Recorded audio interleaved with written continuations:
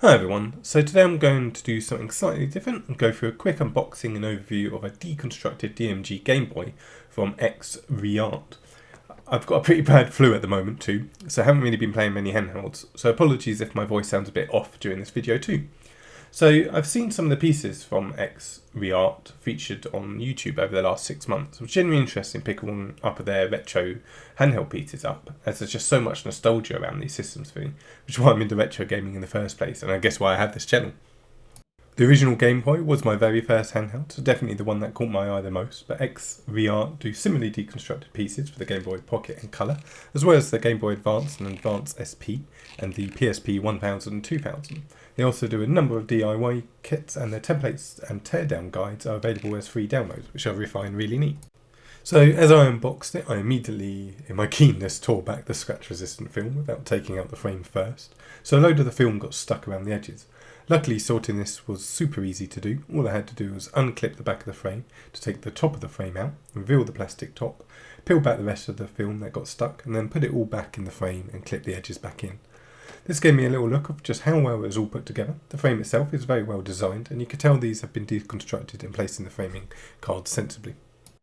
In terms of the quality of the deconstruction, I've got to say I really like it. Despite the original Game Boy being over 30 years old now, everything's been cleared up to a really nice standard and looks absolutely great, and exactly how I remember the DMG when I first unwrapped it on Christmas morning.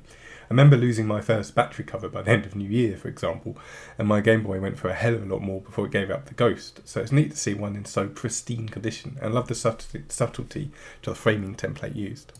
I think pretty much everyone had Tetris, so the backing print and subtle design flares and surrounds against things like the power switch and buttons are really nice. And to me, and I do appreciate my genuine love for retro gaming does make me very biased here, it just comes across as a finished product that's just worthy of being hung on the wall and would make a great addition to any room where gaming is done.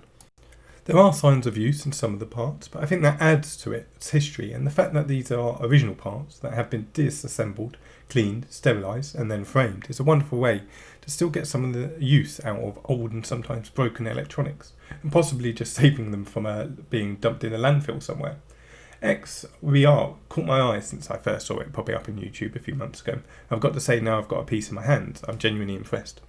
So there we go. As mentioned, Xreart also do other handheld electronics, but also DIY framing kits, and even have their templates available to download. So for those who are thinking of possibly doing something like this themselves, it's a neat place to start, and for those looking to pick up one of their pieces, I can certainly recommend them. But that's it for now. Thanks so much for watching, and please do let me know what you think.